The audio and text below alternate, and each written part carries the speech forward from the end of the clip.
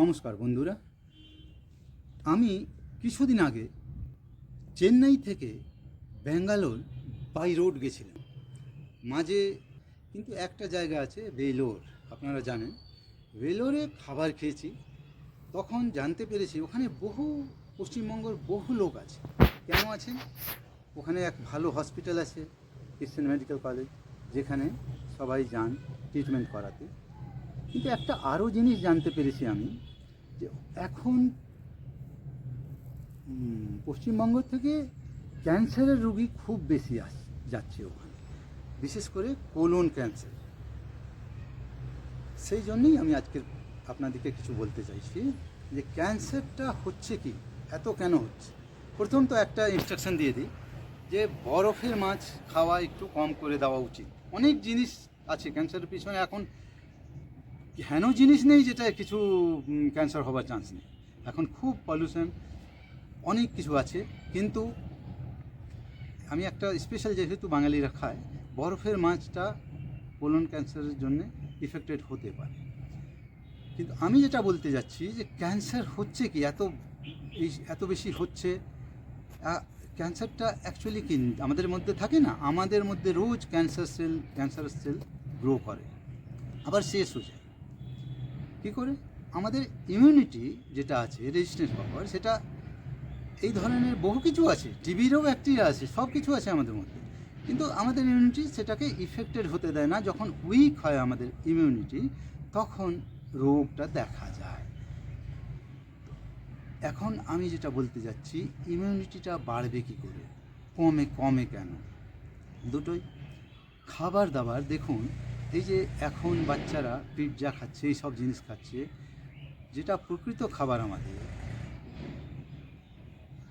ফল, সবজি, বাড়ির তৈরি খাবার, এগুলোতে ইমিউনিটি বেশি হয়।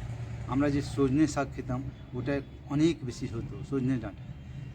কিন্তু আমরা ওইসব আজকাল বাচ্চারা খাচ্ছে না, ঠিক না? আজকাল লোকে রেডিমেড খাবার খাচ্ছে, এটা খুব ডেঞ্জারাস।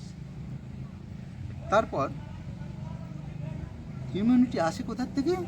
খাবার দাবারের পরে ঘুমোতে হয়। এখানে বিরাট বড় কনফিউশন আছে একটা। সেই জন্যে আমি আপনাদের সঙ্গে কথা বলছি। কেউ বলে 8 ঘন্টা শুতে হয়, 6 ঘন্টা থেকে 8 ঘন্টা শুতে হয়। আবার দেখা যায়, আমি এখানে আপনাদেরকে বলছি যে কেউ যদি 8 ঘন্টা শুচ্ছে আর ঘুমিয়ে ক্রিকেট ম্যাচ দেখছে, তাহলে কি ওটা ভালো ঘুম হবে? না। যদি কেউ 4 ঘন্টা ঘুমোচ্ছে, গাঢ় একবার গভীর নিদ্রা, তাহলে ওটা ওই 8 ঘন্টা স্বপ্ন দেখে ঘুমানোর থেকে ভালো। কেন? যখন লোক ঘুমিয়ে আছে, তখনও সাবকনশিয়াস ব্রেনটা কাজ করে। আর যদি সেইটা বেশি এফেক্টেড হয় কনশিয়াস ব্রেনের উপরে, তো আপনার রেস্টটা খুব ভালো হবে না। সেই জন্যে বলা হচ্ছে যে কত ঘন্টা নিশ্চয়ই 6 ঘন্টার বেশি ঘুমোলে ভালো। কিন্তু যদি 6 ঘন্টা কেউ ঘুমাচ্ছে 12টার পরে, রাত 12টার পরে, আর রাত 10টা থেকে কেউ ঘুমিয়ে যদি 5 ঘন্টাই ঘুমায়, তো ওটা বেশি ভালো।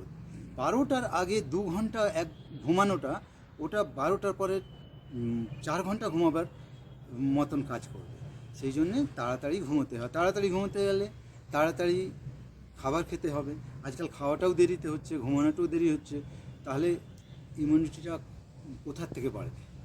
তো আমার বলার উদ্দেশ্য, তাড়াতাড়ি খাবার, রাতের খাবারটা একটু তাড়াতাড়ি খেতে হয়, রাতে ঘুমাতে যাবেন একটু তাড়াতাড়ি। আর যে যতটুকুনি ঘুমাবেন, যদি ওটা গাঢ় ঘুম হবেই। পরিশ্রম করলে, ভালো করে সময় মতো ঘুমালে কেন হবে না ঘুম? আমি আগেও বলেছি, যদি ঘুমে প্রবলেম আছে, বিছানাতে বসে অল্প দেরি ধ্যান করে নিন, অটোমেটিক খুব ভালো ঘুম আসবে। তাছাড়া ঘুমের জন্য আমি আলাদা করে কিছু আপনাদেরকে পরে বলবো। কিন্তু ঘুমানো দরকার, ঘুমালেও ইমিউনিটিটা বাড়ে। খাওয়া দাওয়া তো বললাম, এগুলো করতে হবে। কেন কি, ওষুধটা কোনো সলিউশন নেই।